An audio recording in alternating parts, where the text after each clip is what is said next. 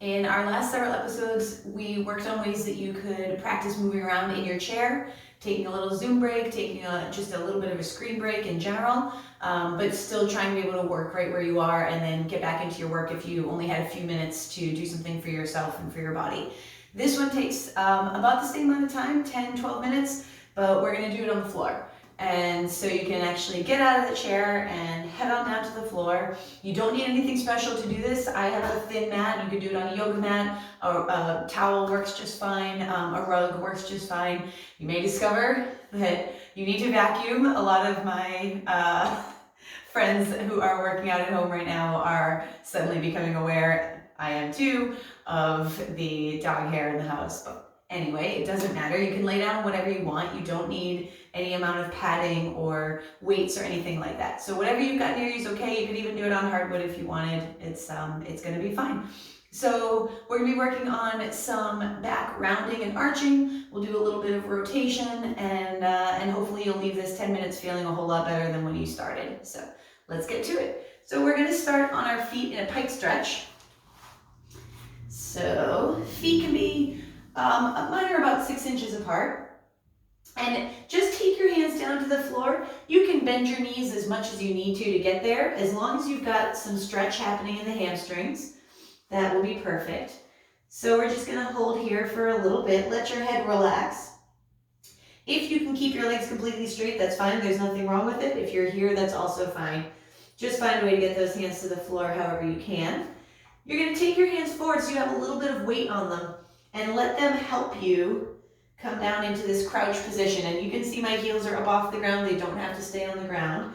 But from here, I want you to just try to press your heels down as best you can. And this should feel like a stretch, maybe in the back of the ankle, maybe in the front of the ankle. Either one is okay. It depends on your ankles and what they're able to do.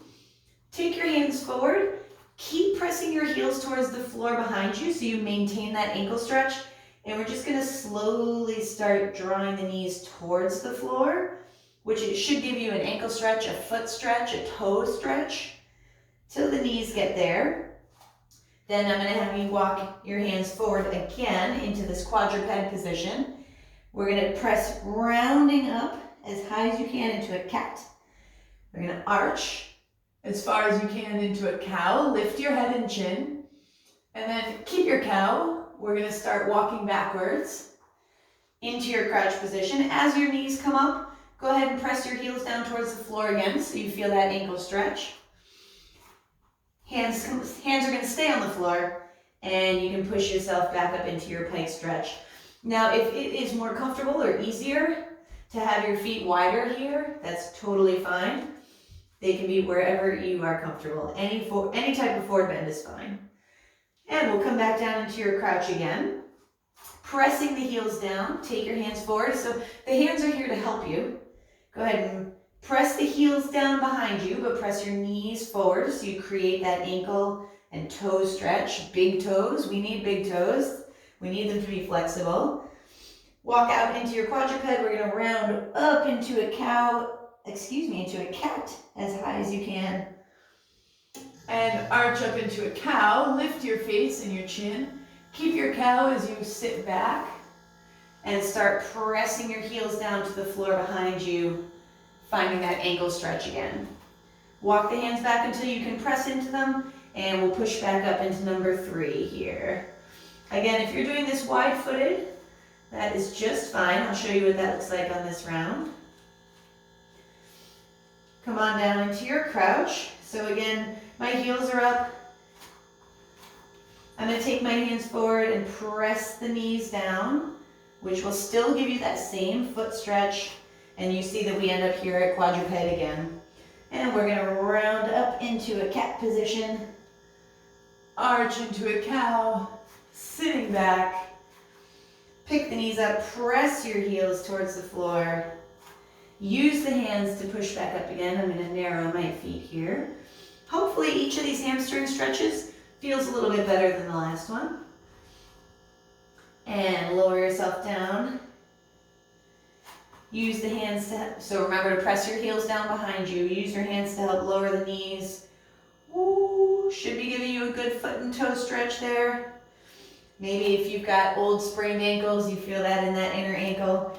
Rounding up deep into that cat position.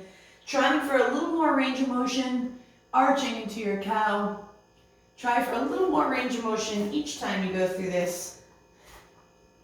Pressing your heels down here. Walk the hands back, pressing up into your pike stretch. And this is our last one. Crouching down, press your heels towards the floor at the same time as letting your knees roll forward. Okay. Walking out into your quadruped, rounding up into your cat, arching into your cow, lift the head and chest. Beautiful, good. I'm just gonna center myself on the mat a little bit. So we're gonna continue right from this quadruped position. What I'm gonna have you do, I'll show you facing you first.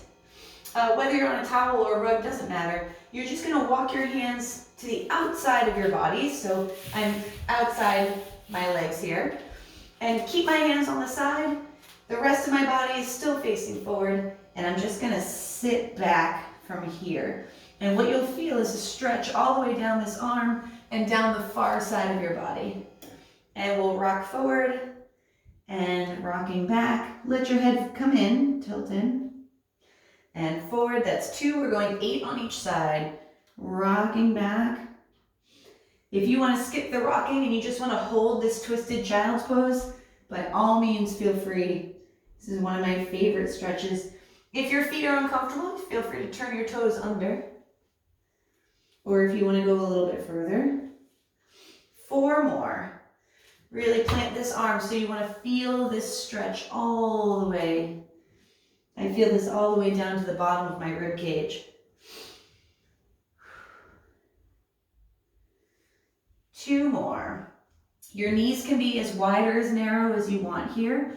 I usually prefer child's pose with my knees apart, but that's just a personal preference. It's fine to do it with knees together. This is your last one. And good. Come back to your quadruped here. So what I was just saying, you can have your knees together here. It's just fine. I prefer them apart. Personal preference. And we're going to walk the hands over to the other side. Again, outside of the legs. I can already feel this stretch down here. And we're going to sit back. Ooh. And up and together. Sitting back. Good. And again, if you want to just hold this stretch instead of rocking in and out of it, you can definitely do that.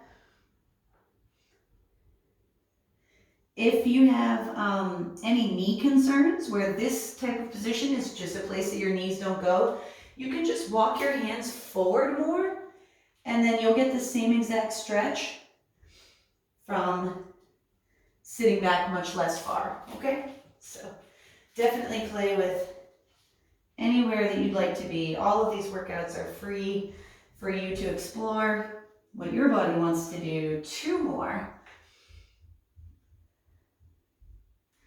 We do have a lot of rocking in today's workout. I really like moving in and out of positions. There's basically, you can rest. No right or wrong here.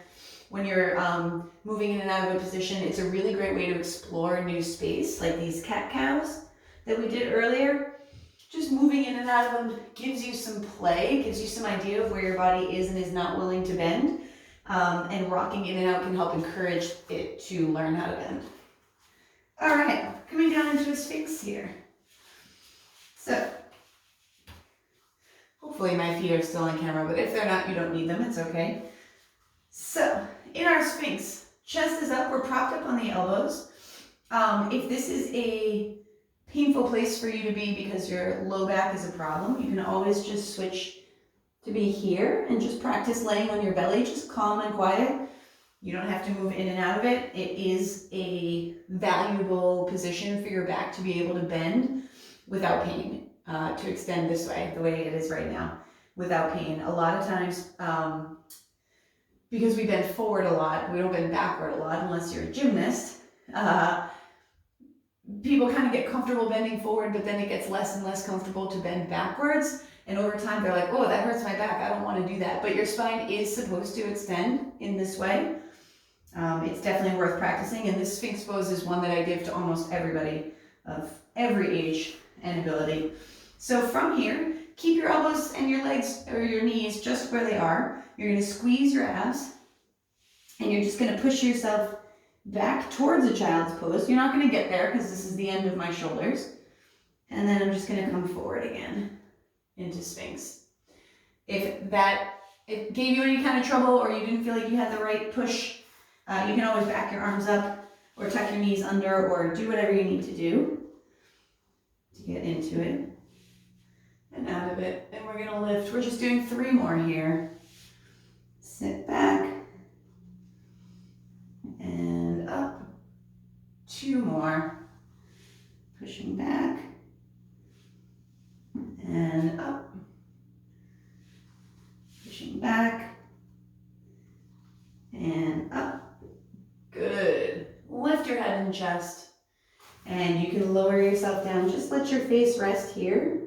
Give your back a minute. Couple deep breaths. Close your eyes if you like.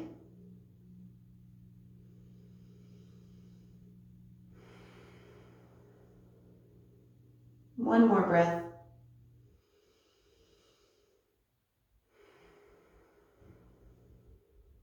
Good. Awesome. From here, one more exercise. You're going to draw one knee up. It doesn't matter where it gets to. It can be out here. It can be all the way up here in your armpit. Wherever you want to be is okay. You're just going to take that leg out to the side.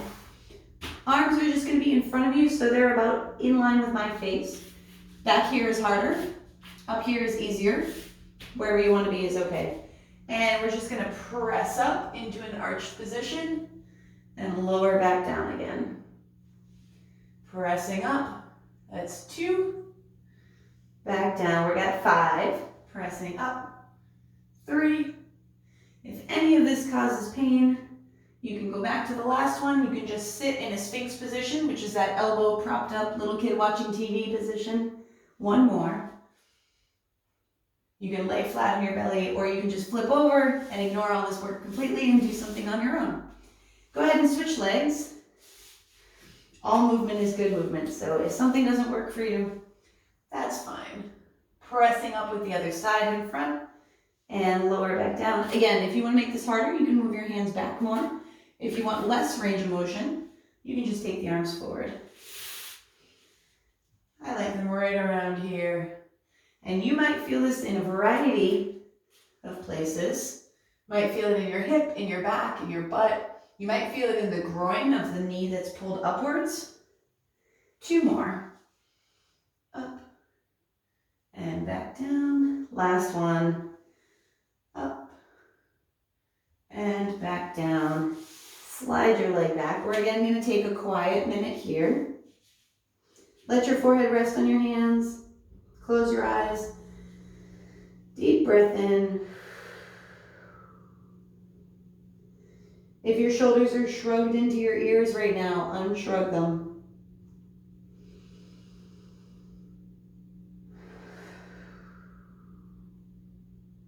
One more.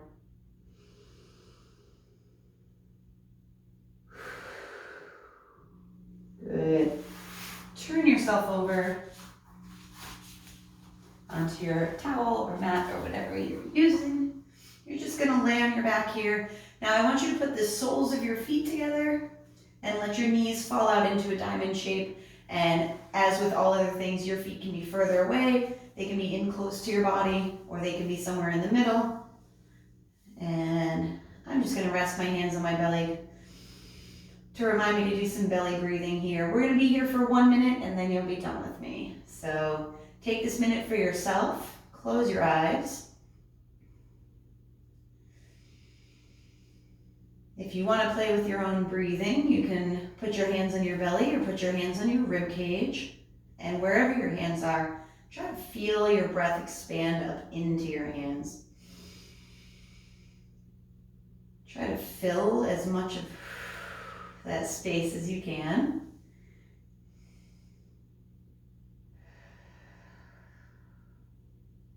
If you find that you have a very tight neck and a very tight chest, I would recommend keeping your hands in your belly and practicing just belly breathing up into your hands.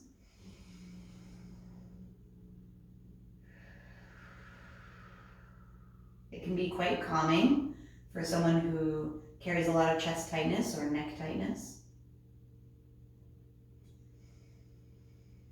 While you're here, ask your groin and your hips to relax a little bit more into your diamond.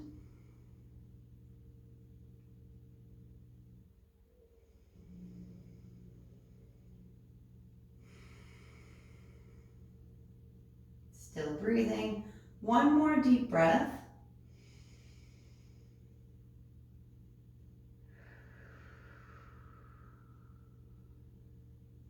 Relax your shoulders if they are shrugged into your ears. Let's take them down. Relax your jaw. And unglue your tongue from the roof of your mouth. Take one more deep breath like that.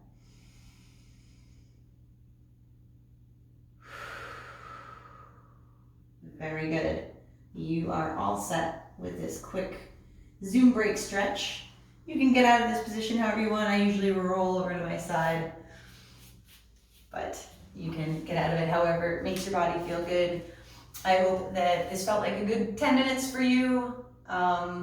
You, whenever possible, would do well to give yourself a little bit of time to close your eyes, take a deep breath, take a step away from everything that is going on, which is a lot.